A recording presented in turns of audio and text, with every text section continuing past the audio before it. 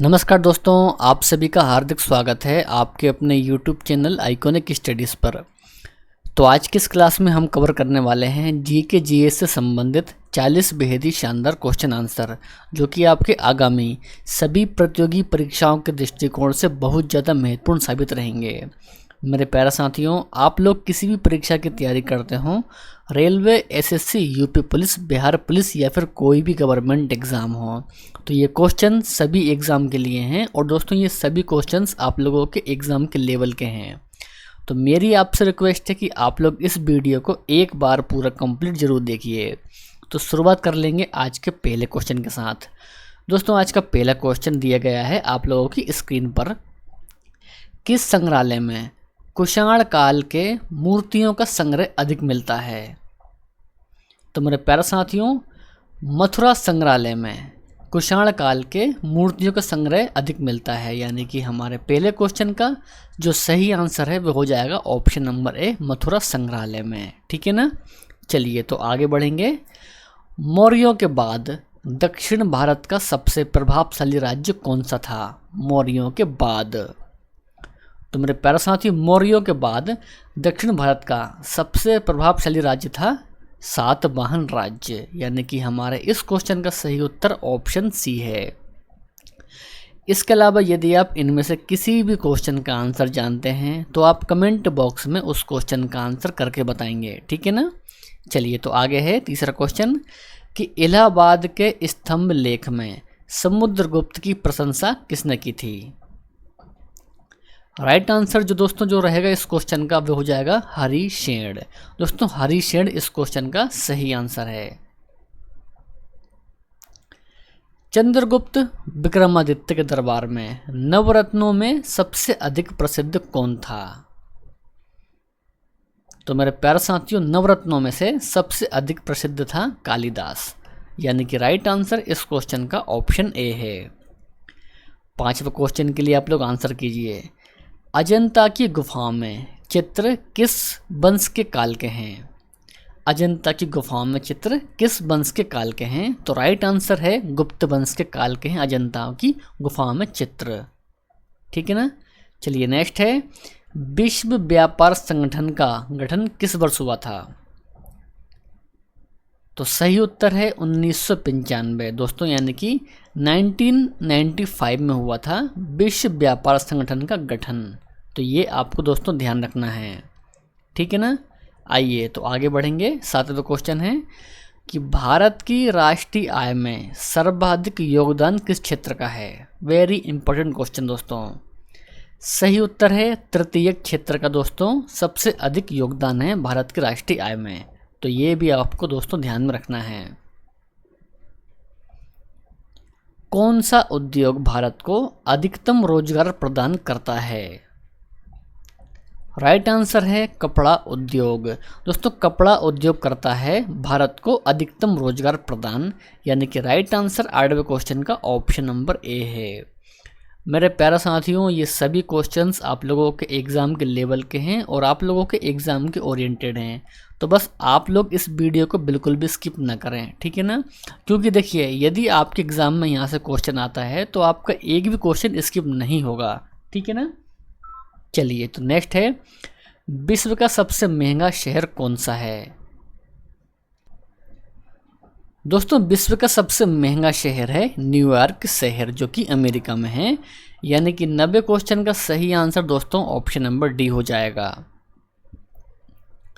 आगे है कि दीर्घ रेडियो तरंगें पृथ्वी की किस मंडल से परावर्तित होती है? दीर्घ रेडियो तरंगें, तो मेरे प्यारे साथियों, ये होती है परावर्तित ओजोन मंडल से। यानी कि 10वें क्वेश्चन का सही आंसर दोस्तों ऑप्शन नंबर यहाँ पर डी हो जाएगा। चलिए तो आगे है, वेनेजुला के घास के मैदान को क्या कहा जाता है? सही उत्तर है लानोज। दोस्तों, लानोज कहते हैं वेनेजुला के घास के मैदान को। तो इसको आपको ध्यान रखना है। 7 पहाड़ियों का नगर किसे कहा जाता है? वेरी इंपॉर्टेंट क्वेश्चन दोस्तों। तो यहाँ पर दोस्तों 7 पहाड़ियों का नगर कहा जाता है रोम को। रोम हमारे इस क्वेश्चन का सही उत्तर है। पर्ल हार्बर किस देश का नौसैनिक अड्डा है? बिल्कुल दोस्तों, स्टार मार्क कीजिए इस क्वेश्चन को भी। तो सही उत्तर है यूएसए, तो यानी कि दोस्तों अमेरिका का पर्ल हार्बर नौसैनिक अड्डा है यूएसए यानी कि अमेरिका का। तो दोस्तों ये भी आपको ध्यान रखना है। अशुद्धि मिलाने से द्रव का क्वथनांक पर क्या प्रभाव पड़ता है? तो मेरे प्यारे साथियों, द्रव का जो क्वथनांक होता है वह बढ़ जाता है, यानी कि राइट आंसर इस क्वेश्चन का ऑप्शन नंबर सी है कि क्वथनांक बढ़ता है। ठीक है ना। चलिए तो आगे करेंगे।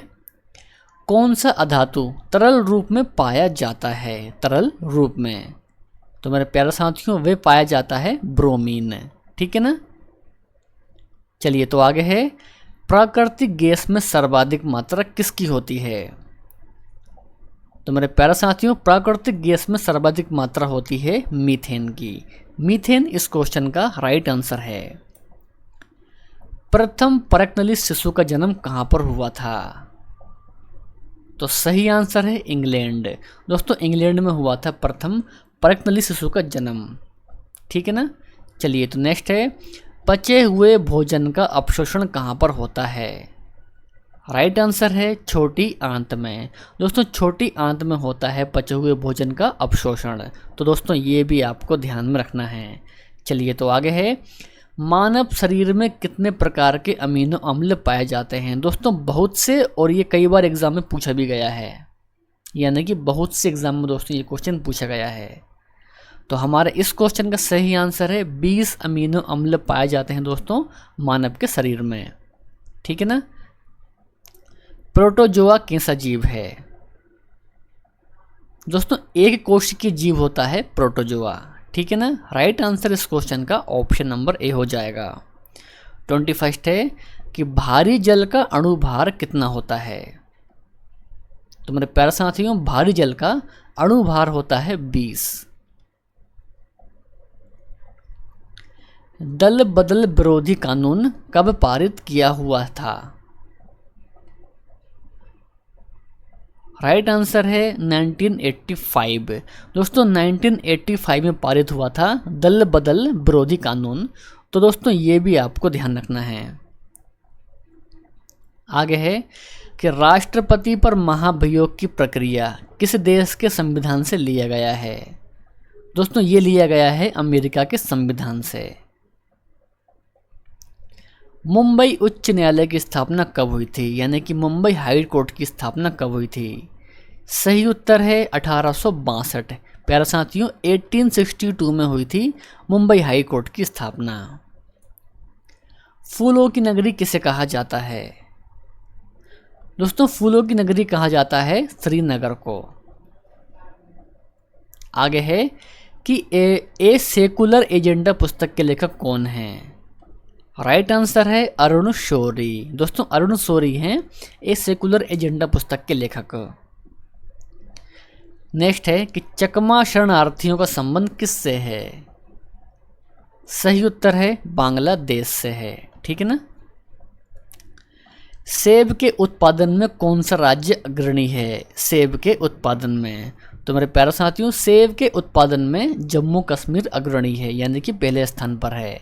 तो राइट आंसर इस क्वेश्चन का ऑप्शन नंबर ए हो जाएगा। प्लासी की लड़ाई किसके शासनकाल के समय में हुई थी? तो राइट आंसर दोस्तों इस क्वेश्चन का है आलमगीर द्वितीय। दोस्तों आलमगीर द्वितीय के काल में हुई थी प्लासी की लड़ाई, यानी कि राइट आंसर इस क्वेश्चन का ऑप्शन नंबर सी है। चलिए तो आगे है, हो विद्रोह का नेतृत्व किसने किया था? सही उत्तर है राजा परहट। दोस्तों राजा परहट के द्वारा किया गया था हो विद्रोह का नेतृत्व। तो दोस्तों ये भी आपको ध्यान रखना है। ठीक है ना। चलिए नेक्स्ट है कि विश्व भारती का मुख्यालय कहाँ है? सही उत्तर है कोलकाता। दोस्तों कोलकाता में है विश्व भारती का मुख्यालय, यानी कि राइट आंसर इस क्वेश्चन का ऑप्शन नंबर डी है। अभिनव भारत की स्थापना किस वर्ष हुई थी? तो मेरे प्यारे साथियों 1904 में हुई थी अभिनव भारत की स्थापना। द स्कोप ऑफ हैप्पीनेस के लेखक कौन हैं? बिल्कुल दोस्तों टॉप लेवल का क्वेश्चन रहेगा। तो राइट आंसर है विजय लक्ष्मी पंडित। दोस्तों विजय लक्ष्मी पंडित हैं द स्कोप ऑफ हैप्पीनेस के लेखक। ब्राजील के घास के मैदान को क्या कहा जाता है? राइट आंसर है कैंपास। दोस्तों कैंपास कहते हैं ब्राजील के घास के मैदान को। इंडोनेशिया में किस प्रकार की स्थानांतरित कृषि होती है? तो मेरे प्यारे साथियों, इंडोनेशिया में होती है हुआ प्रकार की खेती। सही उत्तर इस क्वेश्चन का हो जाएगा ऑप्शन नंबर बी। आगे है, अंगूर की खेती को क्या कहा जाता है? दोस्तों परीक्षाओं में ये क्वेश्चन कई बार पूछा गया है। तो सही उत्तर है बीटी कल्चर। दोस्तों बीटी कल्चर कहा जाता है अंगूर की खेती को।